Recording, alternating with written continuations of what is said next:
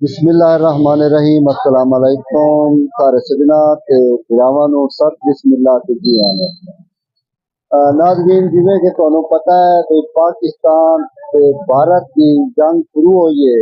उस जंग शुरू होने के दरमियान जिहड़ा मोदी है ना उस रात के हनेरे चो पाकिस्तान दे सर जमीन ते हमला किया ते अगू जिहड़ी साडी पाकिस्तान दी मुसल्ला अफवाज आ पाकिस्तान दे कमांडोज़ान इत्थों दी जिहड़ी बहरी फौज है फिजाई है उन्होंने मुंह तोड़ जवाब दिता ते तकरीबन जेरे राफेल हो जेड़े के बड़े तेज तरीन त्यारे नो वो इंडिया वाले पाकिस्तान दी हदूद विच लाया है ते अगू जेड़े पाकिस्तान दी मुसल्ला अफवाज आ ना वो तैयार आ उन्हें भाई गोठ काट दी ने। हकीकत है साडे वास्ते पाकिस्तानियों वास्ते एक बड़ा फखर है ते असी इत्थों दे लोगां तो पुछदा है भी जेड़ी पाकिस्तान दी मुसल्ला अफवाज है क्योंकि हुण आंदे जंग बंदी हो गई है ते उस दे बारे लोग की आंदे। अस्सलाम वालेकुम जी। वालेकुम सलाम। ये जेड़ी साडी पाकिस्तान दी फौज है इस दे बारे तुसी की आखो? मैं कहने पाकिस्तान दी नंबर 1 फौज है जी जी जेड़े इन्होंने काम किए कोई फौज नहीं कर सकी जेड़ी पाकिस्तान दी फौज ने किया। जी जी ये सारे उन्होंने लामे ला ते केड़ा फकर सी इंडिया नु वो सारा दूर कर दिता। तुसा सुनिया इस बिरा दी गल भी जेड़ी साडी पाकिस्तान दी फौज है ना वो सारे उलामे ला छड्डे नो क्यों जो जितने भी उन्होंने रात दे उन्हें हमले किए ने ना एक बेगुनाह शहरियों टारगेट नहीं किया क्योंकि जेड़ा हिंदू है ना वो हमला करता है तो सिविलियन नु करता है ते जेड़ा साडा मुसलमान है वो बेगुनाह नु कदी भी नहीं मारसी। होर साडे नाल दुकानदार मौजूद है उन्हां तो पुछदा है भाई उन्हां दे की ख्यालात हैं की जज्बात हैं की एहसासात हैं। जी अस्सलाम वालेकुम। वालेकुम अस्सलाम जी। अच्छा रात नू जेड़ा इंडिया ते पाकिस्तान दी जंग बंदी भी हो गई है जी जी ते साडे पाकिस्तान दी आर्मी दे बारे तुहाडे की लफ्ज़? साढ़े ते लफ्ज़ नूर जान ने आख्या ये पुत्र हटा तो नहीं लभदे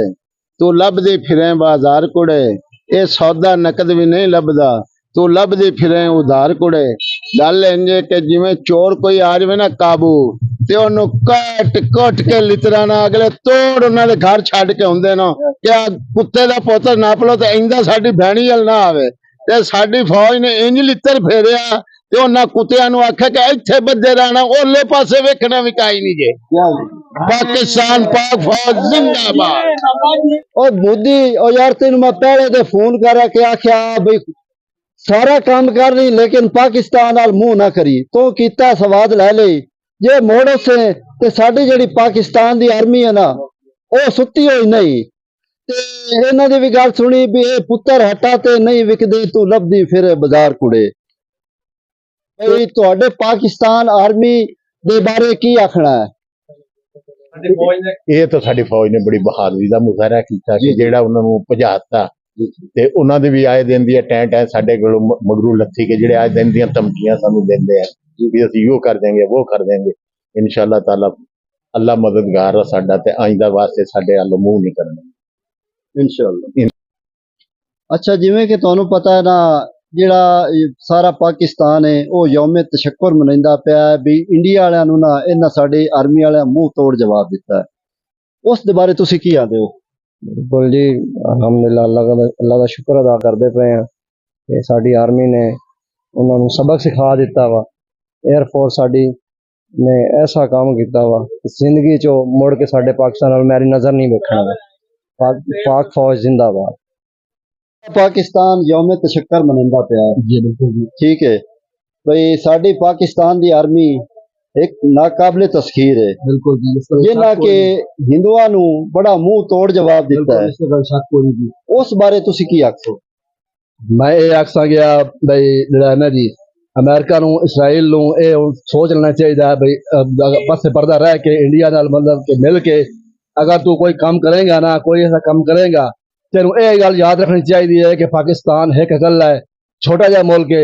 एटमी ताकत है उस बजाय एटम बम चलावन दे और छोटा जा मिसाइल चला के उसने तेरी औकात दिखा दी है। तेरे राफेल तैयारे या तेरे तू ड्रोन सट्टन और डांगा ना ढा के उन्हें दिखा दिता साडे पाकिस्तानी अवाम ने कि तेरे ड्रोन गले जरा कोई तेरी टेक्नोलॉजी या वो असा मतलब कि तरीके से ना असफल साफरी ने भेज दी यार मुसलमान है जी हाँ जी हाँ साड़ा जज्बा ईमानी है सब तो वड्डी चीज है साढ़े को जज्बा ईमानी है साढ़े को ईमान की ताकत है अगर ईमान की ताकत ना होंदी तो असं कभी भी कामयाब ना सकते साढ़े को मतलब कि जो ईमान की ताकत की वजह से सारा कुछ होया जी अल्लाह पाक सानू साडी पाकिस्तान फौज नू मतलब कि ना दुगना दिन दुगनी रात चौगनी तरक्की देवे ते इंशाअल्लाह इवें तरह दुश्मन दा मुंह काला ते मतलब कि ना गल है तो सारा मतलब कि ओ करके यानी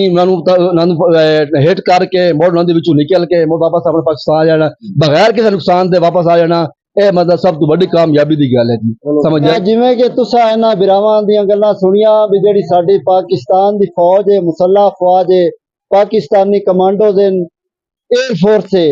ਮੁੜ ਜਿਹੜੇ ਹਵਾਬਾਜ਼ ਨੇ ਉਹਨਾਂ ਤਕਰੀਬਨ ਜਿਹੜੇ ਉੱਥੇ ਇੰਡੀਆ 'ਚ ਗਏ ਨੇ 1 ਮਿੰਟ ਤੇ 30 ਸੈਕਿੰਡ ਵਿੱਚ ਆਪਣੇ ਟਾਰਗੇਟ ਮੁਕੰਮਲ ਕਰਕੇ ਤੇ ਉੱਥੇ ਬਾਹਿਫਾਜ਼ਤ ਪਾਕਿਸਤਾਨ ਦੇ ਵਿੱਚ ਵਾਪਸ ਆ ਗਏ ਤੇ ਅਸੀਂ ਸਾਰੇ ਦੁਆ ਗਵਾ ਅੱਲਾਹ ਤਾਲਾ ਪਾਕਿस्तान आर्मी ਦੀ हिफाजत करे इतनियां ही गल्लां जे जिंदगी दिती इजाजत जे जिंदगी दिती मोहलत नवीं गल्लां दे नाल तुहाडी खिदमत दोबारा हाजिर होसा अपने सज्जन अपने बेली अख्तर समय रजोका नूं दे इजाजत अल्लाह बेली।